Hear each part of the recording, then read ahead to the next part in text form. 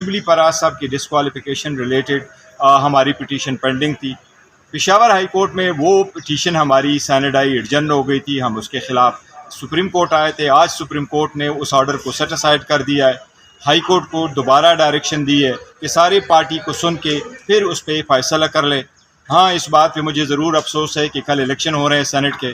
ہم نے سینٹ کے الیکشن کے رکوانے کے لیے ہم نے اپلیکیشن بھی دی تھی.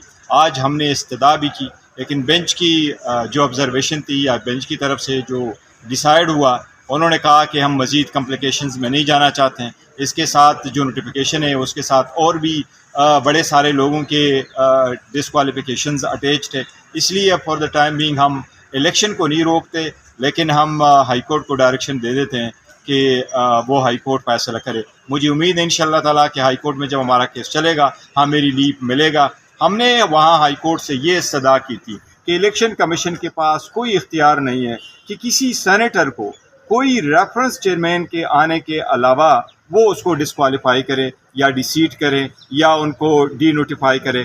الیکشن کمیشن نے اپنے پاور سے ایکسیڈ کیا تھا. مجھے امید ہے انشاءاللہ تعالیٰ اس بات پہ ہم کامیاب ہوں گے کہ کانسٹیٹیوشنل پروویژن جو ہے وہ مینڈیٹری ہے. الیکشن کمیشن کے پاس یہ اختیار نہیں تھا کہ کسی بھی ہمیں سنے بغیر اور نوٹیفیکیشن کے ذریعے ہمیں ڈسکوالیفائی کرے یا ڈیسیٹ کرے.